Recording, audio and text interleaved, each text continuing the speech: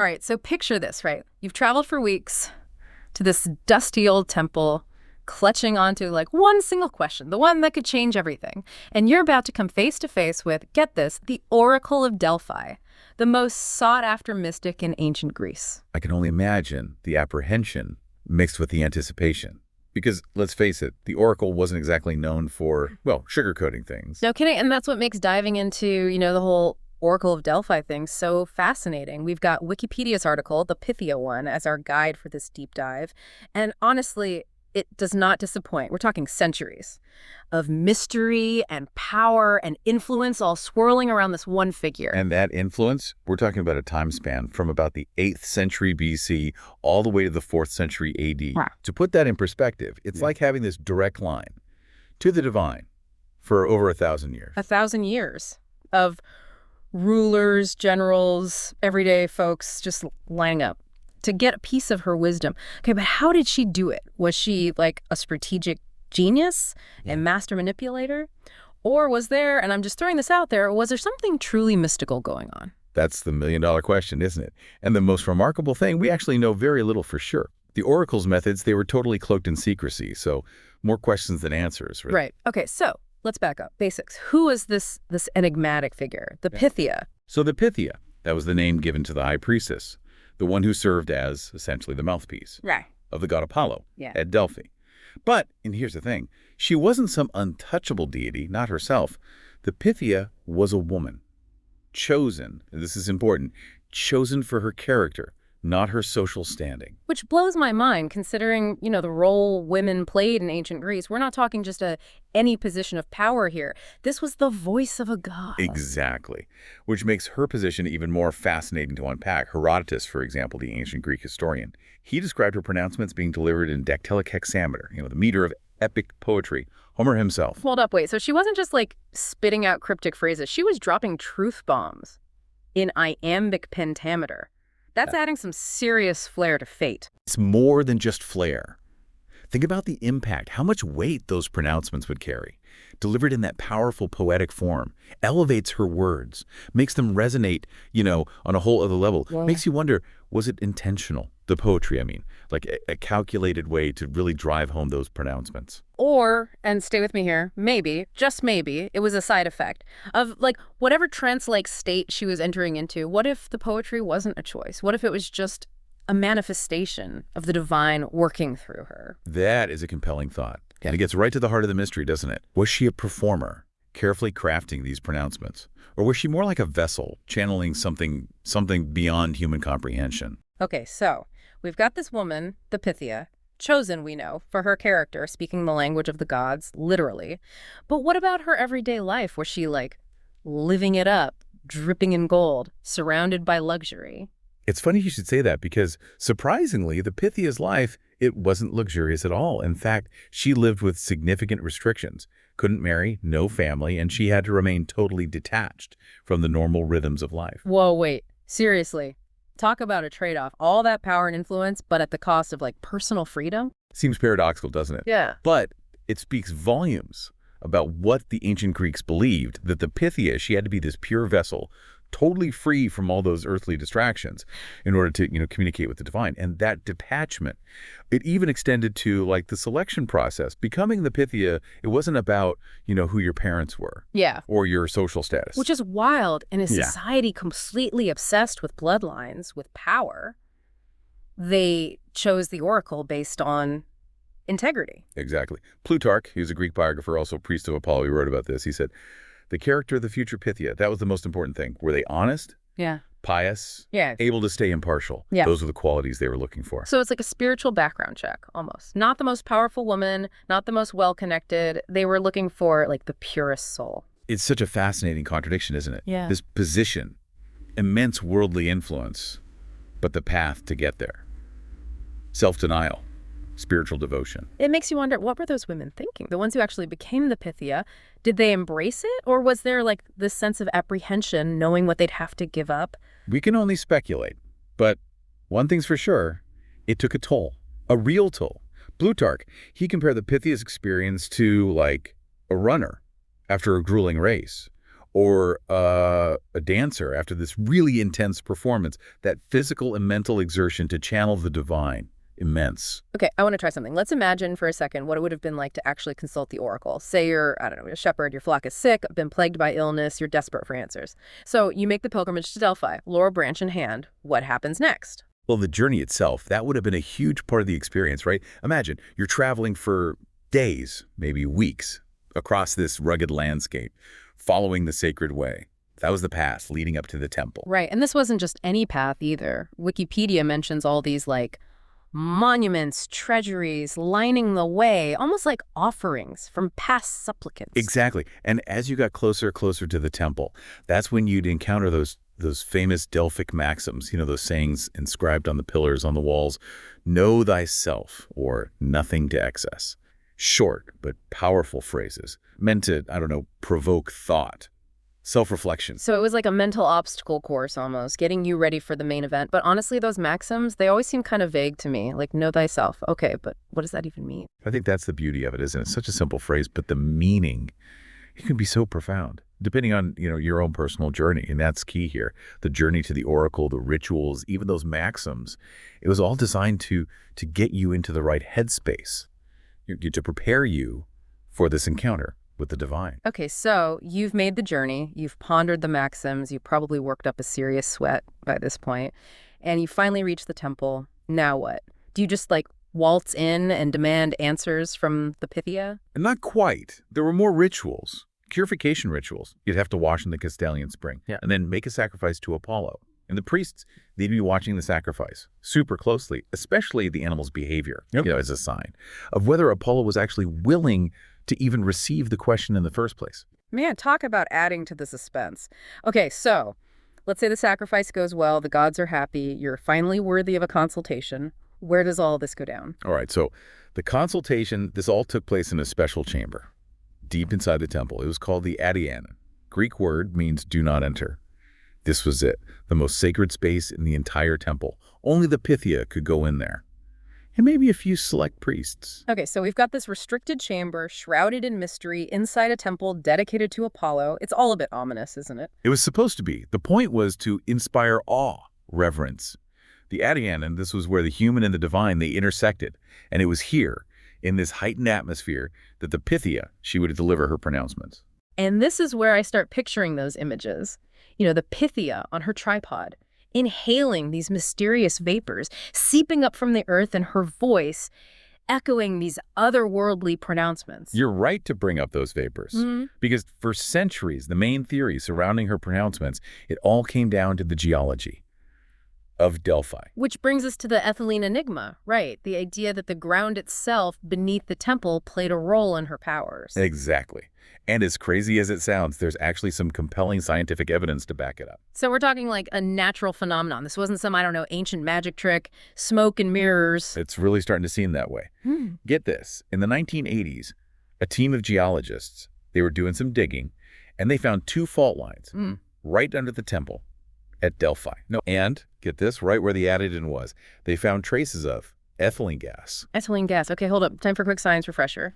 Ethylene gas. What does that even do? So in low doses, ethylene, it can cause like a trance-like state, even euphoria. Seriously? Yeah, it can really mess with your perception, make you feel lightheaded. Sometimes it can even trigger like hallucinations, auditory or visual. Wait a minute. So the Pythia, sealed up in that chamber, right on top of those fault lines, she could have been breathing this stuff in and experiencing visions, altered states? It's definitely possible. And it lines up with a lot of the historical accounts, too. Plutarch, for example, he described her behavior during the pronouncements as being like a frenzy or a possession. And there are other ancient writers, they mentioned her foaming at the mouth, speaking in these strange voices. Okay, I am getting chills. This is crazy. It all kind of fits, though. But, okay, if this gas was so potent, what about everyone else? The priests, the visitors, why weren't they all tripping out, too?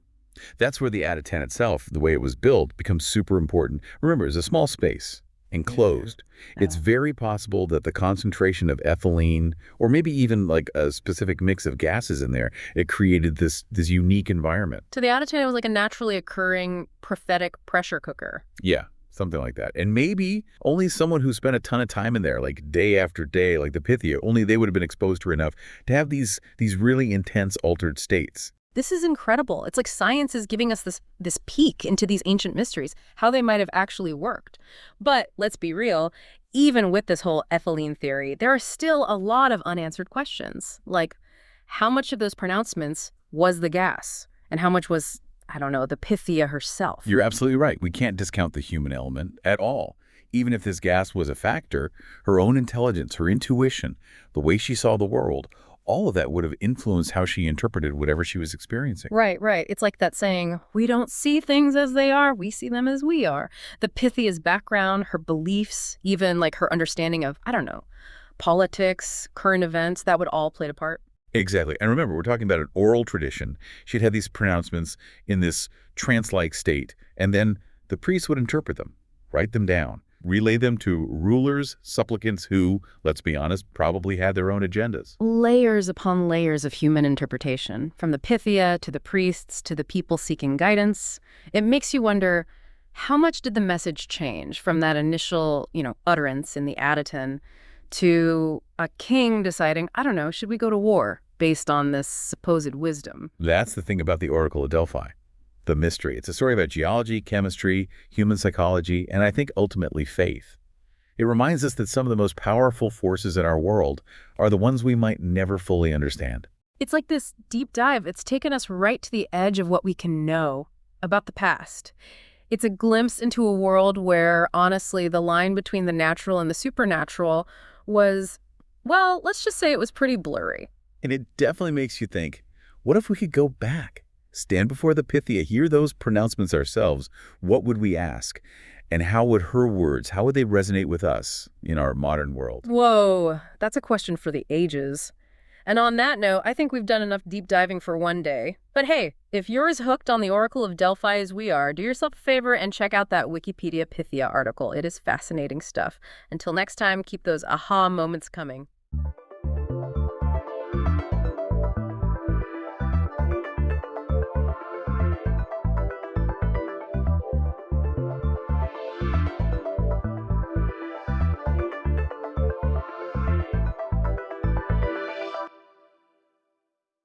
Hey everyone, welcome back. Today, we're going deep, really deep into Isaac Asimov's Foundation series. That's right. So, get ready for galactic empires. Oh, yeah. A mathematician who says he can predict the future. Mm-hmm. And a plan to, outsmart a looming dark age. Ambitious. It's going to be a wild ride. It is. And our guidebook for all of this is excerpts from the Wikipedia article on the Foundation series. Yeah, we're talking about a universe that Asimov created spanning thousands of years. Thousands of years. Countless planets. Wow. But what I think is so interesting is that he didn't actually start with this grand vision. Oh, really? Yeah, so the Foundation series actually began as just a collection of short stories published back in the 1940s. Wow, that's amazing to think that these stories that were just published in a science fiction magazine would become one of the most influential science fiction series of all time. I know, it's incredible. And he even added sequels and prequels decades later. He did. Tying Foundation to his other works, like Robot. Yeah, and the way that he wove all of those seemingly separate universes together is remarkable. It is. It showcases Asimov's ability to think on this grand scale and just create a truly interconnected narrative. Yeah. But before we get too lost in the vastness of this universe, let's maybe break down the central concept that kind of drives the entire series. Okay, yeah. And that is psychohistory. Okay, so psychohistory, this is imagine being able to predict the future. Yes. Not just of individuals, but of entire societies. Mm-hmm. That's essentially what Hari Seldon, this brilliant mathematician in the Foundation universe, claims to be able to do. Yeah, he develops this method called psychohistory. Okay. Using mathematical models to predict the behavior of large populations. So, could this really be possible? Yeah, I mean, it's a concept that's intrigued people, forever. Right. Who hasn't wanted to look into the future? But Asimov takes it to a whole new level, showing us a future where it might actually be possible. Right. And it makes you wonder, if we had enough data, could we actually predict societal shifts in our own world? That is mind-boggling. Yeah. But back to the story. Okay. Selden uses this psychohistory to predict that the Galactic Empire is going to fall. Mm. And here's the thing. He can't stop it. Yeah. The forces at play are just too massive. Too big. Too big. Yeah. So instead of trying to prevent the inevitable, right, he comes up with a plan to shorten the Dark Age that's predicted to follow. Yeah. So he creates two foundations. Yes. Think of them as like these repositories of knowledge at opposite ends of the galaxy. Right. And they're meant to preserve humanity's achievements. Preserve everything. Yeah. And rebuild civilization after the collapse. Okay, so he's playing a very, very, very long game. Oh, absolutely, yeah. Almost like he's setting up dominoes to fall in a specific way centuries later. Yeah. Okay, let's follow Selden's footsteps. Okay. See how he planned to save humanity. Right. So this first book, Foundation, takes us to this planet, Terminus. This is where the first foundation is established. Right.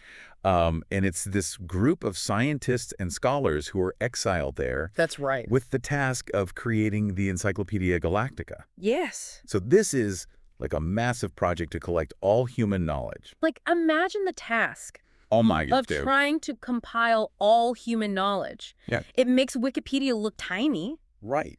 But we have to remember Selden was playing the long game. Okay. He had a hidden purpose for the Encyclopedia Galactica. In fact, as he reveals later, in a pre-recorded holographic message. Hold on, wait a second. Yeah. A holographic message. A holographic message. Okay, so like he really planned for every contingency. Oh, absolutely. Okay. Yeah. So if the encyclopedia wasn't the goal, right, what was? The real objective was to place the foundation on Terminus. Okay. And subject them to this series of carefully calculated crises. Okay.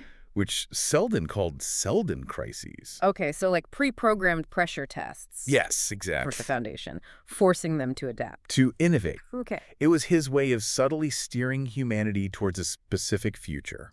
Wow, I did not realize the encyclopedia was just like a cover. I know, right? So he really was playing the long game. It was. Setting up challenges centuries in advance. Yes. Okay, so how does the foundation, how do they handle these Selden crises? Well, they face their first one when they're surrounded by all these hostile neighbors. Oh, okay. And this brilliant politician named Selvar Hardin. Okay.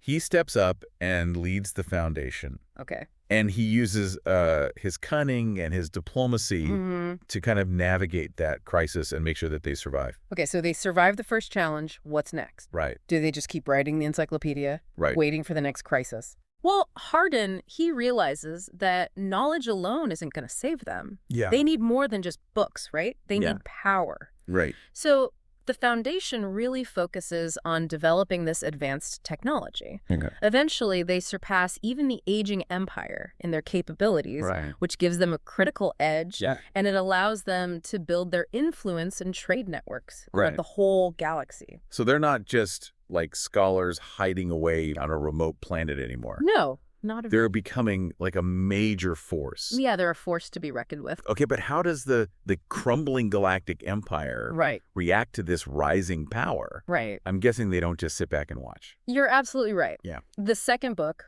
Foundation and Empire, really dives into this clash between the old order and the new. Okay. The Foundation, with all their technology, proves to be a very formidable opponent. Yeah. They even defeat an attack by the Imperial fleet, fulfilling one of Selden's predictions. So that must have been quite the showdown.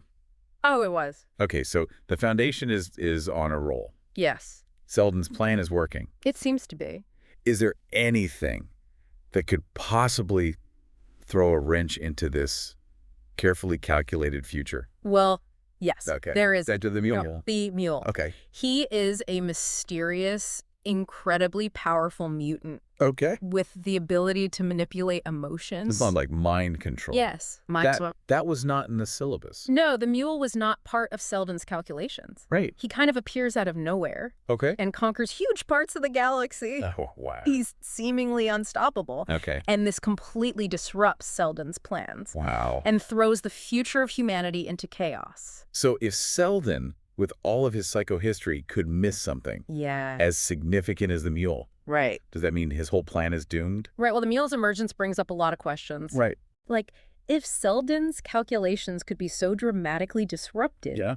what hope is there for his grand plan? Right.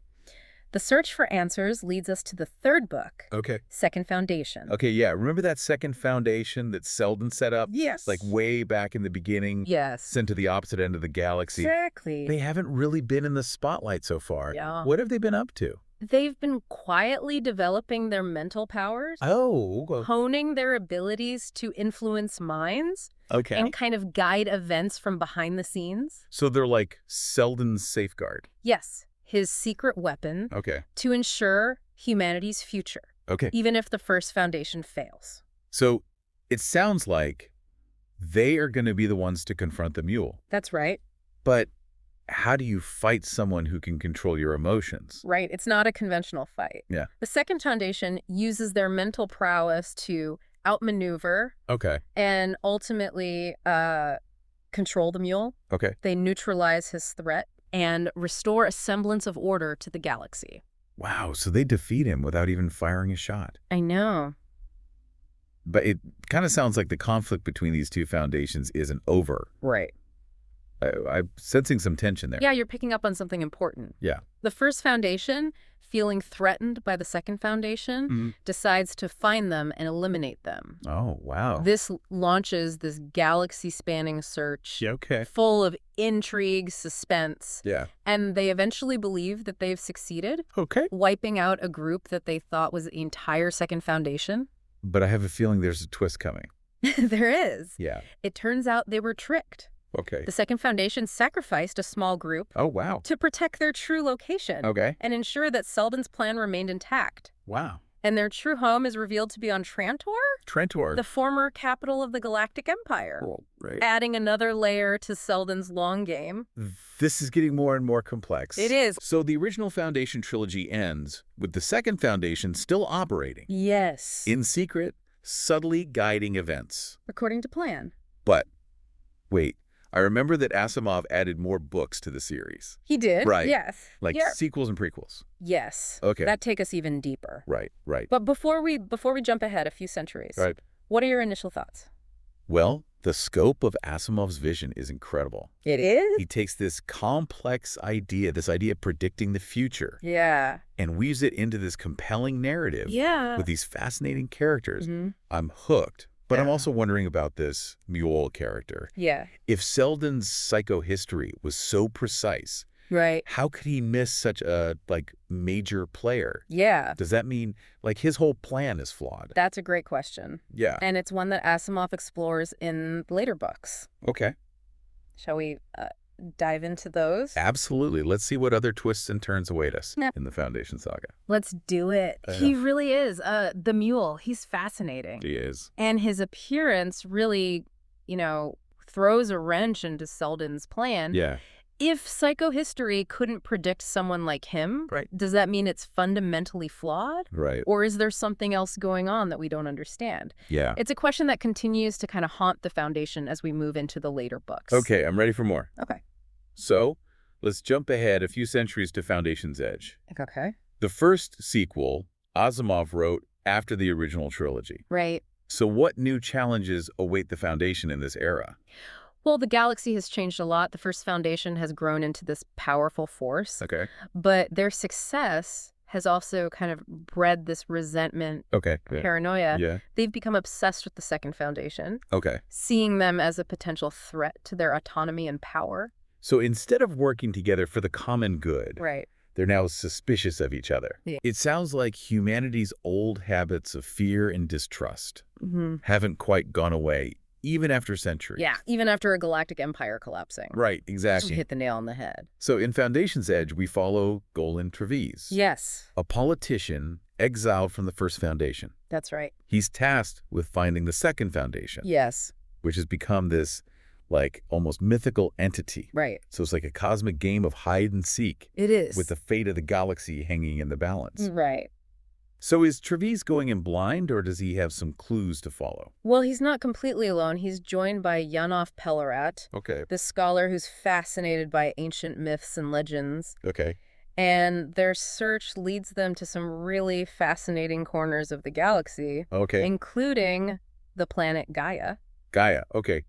Remind me. Yeah. What's so special about Gaia? Gaia is unlike anything we've encountered so far. Okay. It's a world with a collective consciousness. Okay. So all life on Gaia, from the smallest plant to the largest animal, is interconnected, sharing a single unified mind. Wow, a planet-wide hive mind. Yeah. That's an incredible concept. It is. But how does it tie into Selden's plan? Right. Was Gaia part of his grand design? That's the fascinating thing. Gaia's existence wasn't predicted by psychohistory.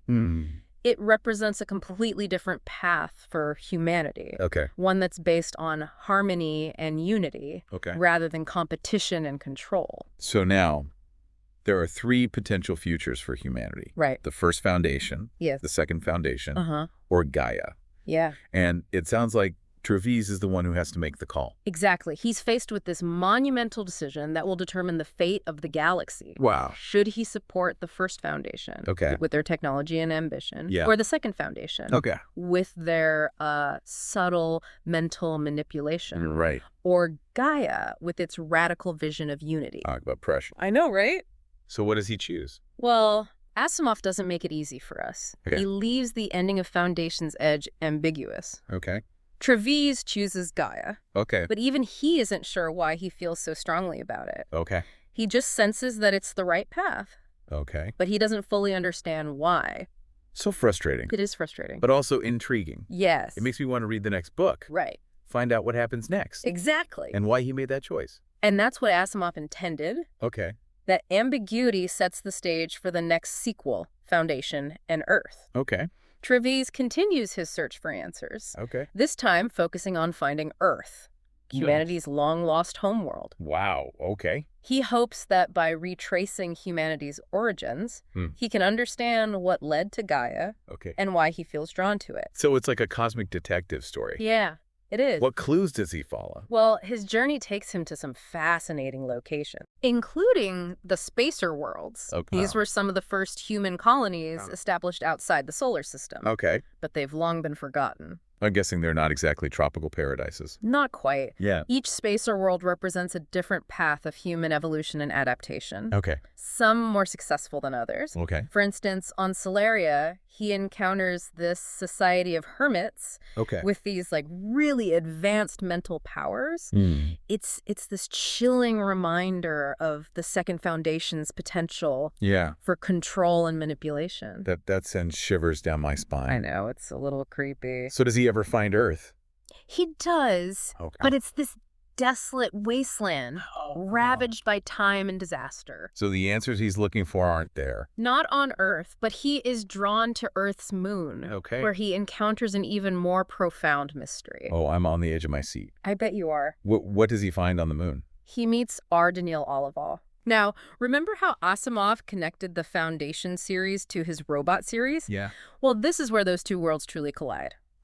Daniel is a robot who has been secretly guiding human history for millennia. Wait, a robot has been shaping the course of civilization for thousands of years. Yes.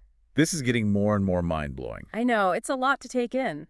How is that even possible? Well, Daniil was created centuries ago with this very specific mission to protect humanity and ensure its survival.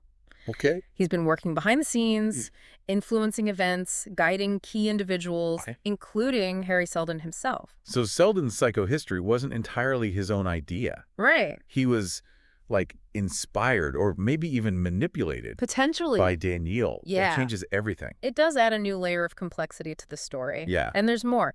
Daniil is nearing the end of his lifespan. His positronic brain, which contains thousands of years of memories and experiences. Right.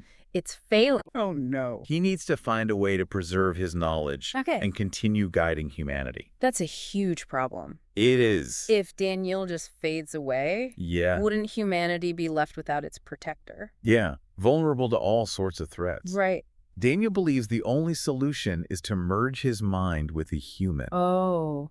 Yeah. He sees the potential for this symbiotic relationship where his knowledge and experience can be combined with human intuition. Yeah. Creativity. I can see how that could be beneficial for humanity. Yeah. But it also raises some serious ethical questions, All like right. what happens to the human's individuality Yeah. in this merger? Right. And who gets to decide who merges with Danielle? Right, exactly. Yeah, right. Those are crucial questions. Yeah. Asimov doesn't shy away from these ethical dilemmas. Okay. He forces us to think about the boundaries between human and machine Yeah. and the implications of such a powerful entity shaping our future. So what happens? Does Danielle succeed in merging with a human? Asimov, true to form, leaves the ending of Foundation and Earth open to interpretation. We don't know for sure what Trevize decides. Okay. Does he allow the merger to happen, Yeah. creating this being of, like, unimaginable power? Right. Or does he let Daniel fade away, Yeah. risking the loss of his guidance and the potential chaos that could follow? This is definitely a series that makes you think. It is. But we're not done yet. Not yet. Asimov also wrote 2 prequels. Yes. Prelude to Foundation, Yes. For the Foundation. I'm guessing these books delve into Harry Seldon's early life. Yes. And how he developed psychohistory. Exactly. Okay, that sounds fascinating. It is. Let's dive into the prequels. Okay. And see how Seldon's journey began. All right, so we're stepping back in time to explore Harry Seldon's early years. We are. Where do we find him in Prelude to Foundation? Well, we meet a young Harry Seldon arriving on Trantor, the bustling capital of the Galactic Empire. Oh, wow. Imagine Coruscant from Star Wars. Okay. But even more sprawling. Yeah. Densely populated. Wow. He's already kind of made a name for himself with these theories on psychohistory, Okay. but he's still trying to figure out how to actually make it work.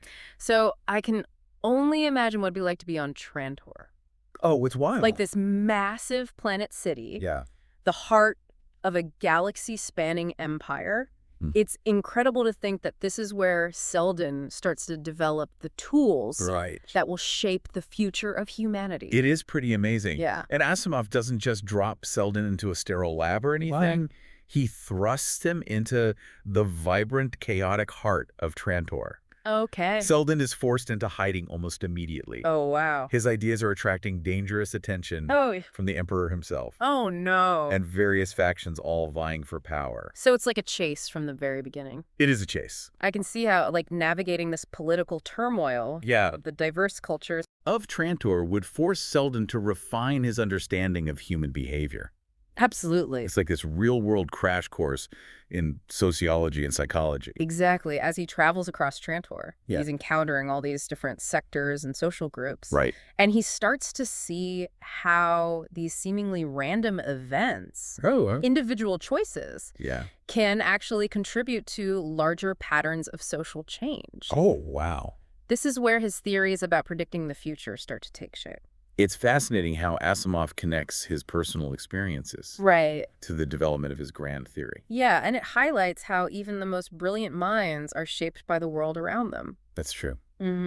What about Forward the Foundation? Okay, so in Forward the Foundation, we see Seldon actually rise to political prominence. Oh, wow. He eventually becomes first minister to the Emperor. Okay. This gives him access to all these resources and data that help him further his research on psychohistory. Okay. He begins to lay the groundwork for the Foundation itself. Okay. Assembling a team of brilliant minds, gathering all the knowledge and resources that will be needed to guide humanity through this coming darkness. It sounds like this work comes at a personal cost, though. It does. Does he ever find peace amidst, all this political intrigue, the looming threat of the empire collapsing? Well, Asimov shows us that even a genius like Seldon isn't immune to loss. Right. Heartbreak. Yeah. He experiences betrayal. Yeah. He witnesses the decay of the empire and makes these difficult choices that impact those closest to him. Yeah. The prequels really add a layer of depth to his character, revealing the human side of this legendary figure. Yeah, it's a good reminder that behind, these grand theories, these galaxy-spanning plans, there are real people grappling with complex emotions, making sacrifices for a greater good. Yeah. Okay, so we journeyed through the entire Foundation series. From its humble beginnings as these short stories to these expansive sequels and prequels. Yes. What does it all mean? What are the key takeaways for us? Well, one of the things that strikes me is its exploration of the cyclical nature of history. Okay. Asimov shows us how even the grandest empires are susceptible to decay and collapse. Yeah, that's true. But he also offers this glimmer of hope. Okay. The Foundation represents humanity's resilience, Okay. Our ability to adapt, innovate, and rebuild even when faced with these overwhelming challenges. That's powerful. It's a message that resonates, Yeah. especially in our own times. It is. Yeah, and it's also a reminder that progress isn't always linear. Right. There will be setbacks, Yes. crises, dark ages. Yeah. But the human spirit, it endures. It does. Driven by this thirst for knowledge, a desire for a better future, and perhaps a little nudge from a benevolent robot. Perhaps. And don't forget about those ethical dilemmas. Oh, right. Yeah. Like the Second Foundation. Yeah. With their subtle manipulation of minds. Right. It forces us to think critically about the nature of power. Yeah. Control. Yeah. Control. Can a small group, even with the best intentions, Right. really guide the destiny of billions? What are the implications of that kind of power? Right. And these are questions we're still grappling with today. We are. As we see the influence of algorithms, Right. social media, powerful institutions shaping public opinion, Yes. decision-making. Yeah. Asimov's work encourages us to be aware of these forces, Right. question motives, and advocate for transparency and accountability. Exactly. And then there's Gaia. Oh, yeah. Offering this completely different vision of the future. A future based on unity and interconnectedness. Yeah. Challenging us to think beyond our current understanding of individuality. Right. And consider what it might mean to be a part of a larger collective consciousness. So if you're looking for a series that will make you think, challenge your assumptions, leave you pondering the big questions about humanity's future, Absolutely. I highly recommend Isaac Asimov's Foundation series. It's a classic. It's a timeless classic Yes. that continues to resonate with readers today, It does. offering insights into the nature of civilization, the challenges of progress, Right. and the enduring power of the human spirit. And who knows, maybe it will inspire you to imagine a future where humanity has evolved into this single galaxy-wide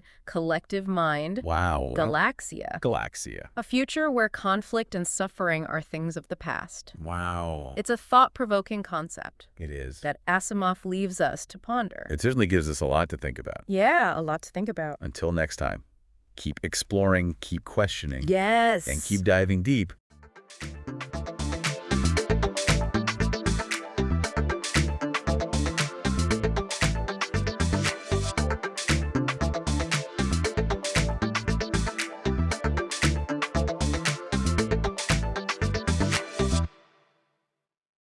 Okay, get ready, because today we're doing a deep dive on TikTok. Ooh, fun. You brought its Wikipedia page, and wow, it is a lot to take in. Yeah, it's pretty dense. We're talking massive growth, global reach, cultural impact, but then also some serious concerns about privacy, censorship, even international politics. This is way more than just like dance trends and silly videos, huh? It really is. What I find fascinating is how TikTok reflects our anxieties and obsessions back at us, Oh, totally. Globalization, data privacy, algorithms, the ever-evolving nature of fame. It's all there. Absolutely. This isn't just some app. It's a worldwide phenomenon. This Wikipedia page says it's available in over 150 countries and 75 languages. It's mind-boggling when you think about it. I mean, that kind of reach is unheard of. And it's not just mindless entertainment, although there's plenty of that too. We're talking book talk, actually driving book sales, serious conversations happening about things like feminism and social justice. Yeah. All on this platform known for, like, 15-second videos. Yeah, and that's what makes it so interesting from a sociological perspective, right? Definitely. TikTok is like a snapshot of our current moment in time, the good, the bad, and everything in between. Speaking of potentially bad, things get a little murky when we start reading about data privacy and, like, TikTok's relationship with Chinese government. There's a lot of talk about data collection and potential access by Chinese authorities, which is concerning. Right, and it's a valid concern. TikTok claims they collect various types of user data, but they maintain that this is standard practice for social media companies. Sure, but then there's the 2017 National Intelligence Law in China, which, Exactly. It's that law that raises the eyebrows, because it compels Chinese companies to cooperate with the government on matters of national intelligence. So how does that play into TikTok specifically? Well, it raises the question, could the Chinese government demand access to TikTok user data? And could they? TikTok itself firmly denies ever sharing such data. And so far, none concrete evidence has emerged to suggest otherwise. Okay, but that doesn't mean it's not happening. Exactly. And that hypothetical possibility alone, it's been enough to set off alarm bells, especially in the U.S. And that leads us to Project Texas, right? Right, back in 2021. So Project Texas, break that down for us. What's the goal there? So in a nutshell, Project Texas is TikTok's attempt to address these very data security concerns, particularly those voiced by the U.S. government. Makes sense. So how are they doing that? Their proposal is to silo all U.S. user data, keep it within the United States, managed by a completely new branch, TikTok U.S. Data Security Inc., or USDS. And the key here is that USDS wouldn't actually answer to ByteDance or even TikTok directly. Who would they answer to? The Committee on Foreign Investment in the United States, or CFI-US. Okay, so that adds a layer of, oversight. Exactly. And to make things even more secure, Oracle would be brought in as an independent third party to audit data flows and assure everything's above board. So best case scenario, Project Texas goes through and everyone can, breathe a sigh of relief. That's the hope, right? But there's a catch. Project Texas has been stuck in negotiations with CFI-US for years now, and there's no real resolution in sight. Oof. Bureaucratic red tape. It's really unclear if it'll be enough to appease everyone involved, especially given the complex geopolitical situation and data privacy concerns at play. And it's not just the U.S. that's getting involved, is it? I'm seeing things here about other countries taking action, like banning it on government devices or even launching their own investigations into how TikTok collects data. Oh, absolutely. The European Union also voiced concerns, which led to TikTok proposing Project Clover, their answer to Project Texas, essentially. So same idea, different continent? Exactly. Storing European user data locally. It seems like a constant game of catch-up for TikTok, trying to find its footing as data privacy becomes increasingly important and international scrutiny intensifies. It really highlights that tension, doesn't it? We've got this fun, creative app, but then there's the potential cost of our data. It's tricky, for sure. It really is. It begs the question, how much are we willing to compromise our data privacy for a 15-second dance video or a viral recipe? And this isn't just about TikTok. It's about the choices we make in a world increasingly driven by data. That's a great point. It's something to think about. Yeah, it really is. And it's one that millions, maybe even billions of people are thinking about every time they open that app. But it's easy to get caught up in the fun, lighthearted side of TikTok, especially when you look at its impact on things like, say, music. Oh, absolutely. It's crazy. It really is mind-blowing, the influence TikTok has on the music industry now. It's become like this unlikely powerhouse. Right. Seems like every other song you hear on the radio these days blew up because of some TikTok dance challenge. Oh, for sure. It's become synonymous with music discovery. It really has, yeah. Think back to, Old Town Road by Lil Nas X. Oh, yeah. TikTok played a massive role in turning that song into a chart topper. Huge. And it's not just new artists either. Right. This Wikipedia page even mentions Fleetwood Mac's Dreams making a comeback in 2020 thanks to, a viral TikTok video. Wow. 43 years after its initial release. That's incredible. That's wild. It really speaks to TikTok's power to bridge, generational divides when it comes to music. We're talking Kate Bush, Kylie Minogue. Artists who were popular decades ago are suddenly being rediscovered and embraced by a whole new audience because of TikTok. It's like this weird, unexpected form of musical curation. Yeah. All driven by an algorithm and teenagers with their phone. Precisely. And it's not just music either, This influence extends to, fashion trends, food, even literature with the rise of book talk. Book talk, okay. You've got my attention. It's like this whole subculture on TikTok dedicated to books, right? Exactly. You've got young people creating videos, reviewing books, sharing recommendations, getting emotional over plot twists. I've seen those. Yeah.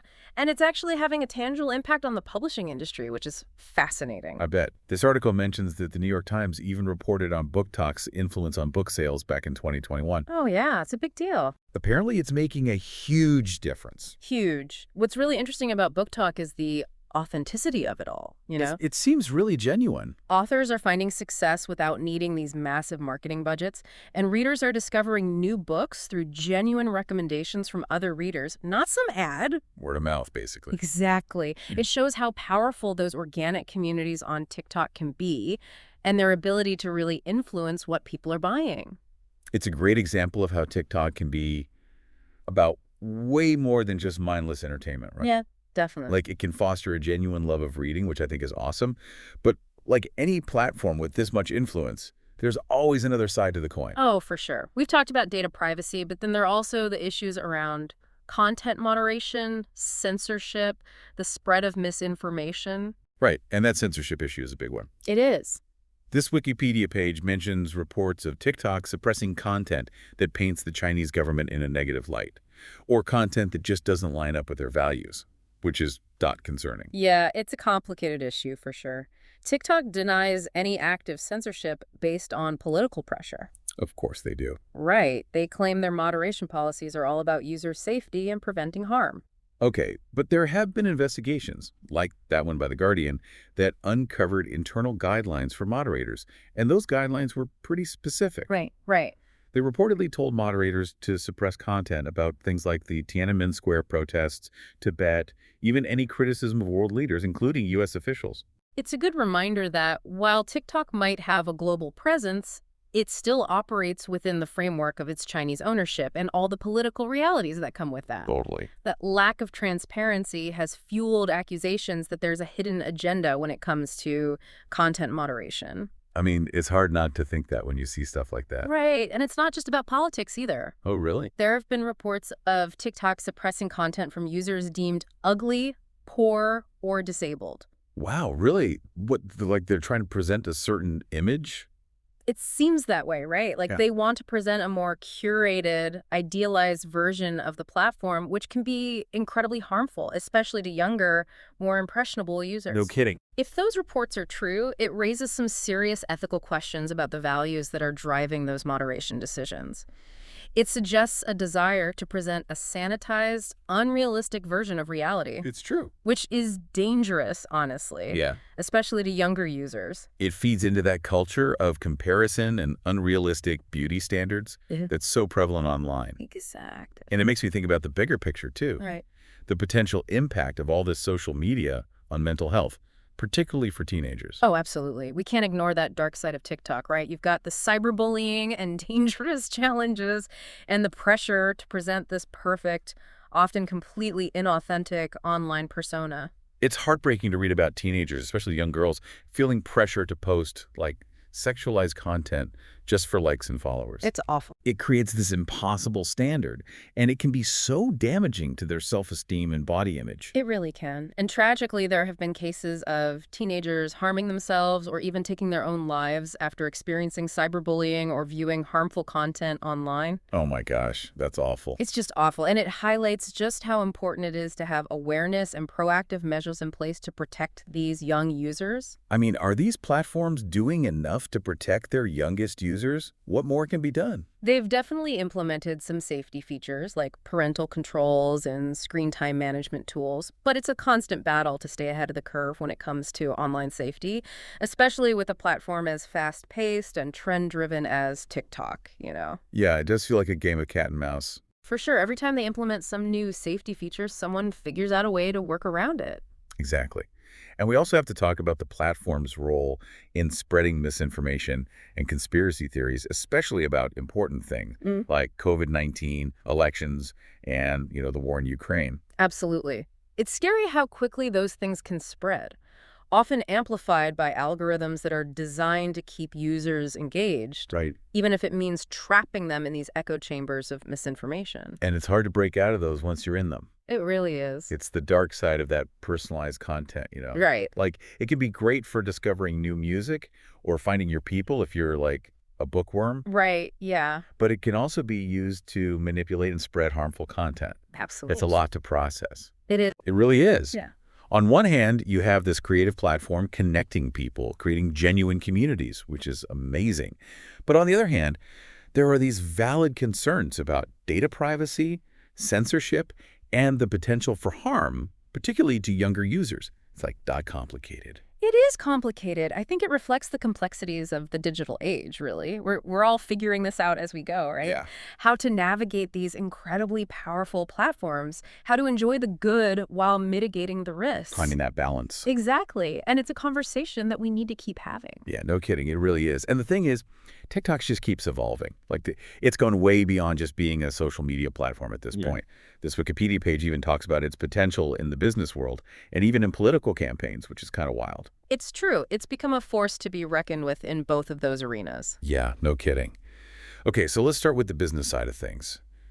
Influencer marketing on TikTok right now is huge GE. It's massive. It feels like every other video is sponsored by some brand or product these days. And it's a goldmine for these businesses because, TikTok's algorithm is all about tailoring content to each user's interests, which makes it incredibly valuable for advertisers trying to reach a specific audience. Totally.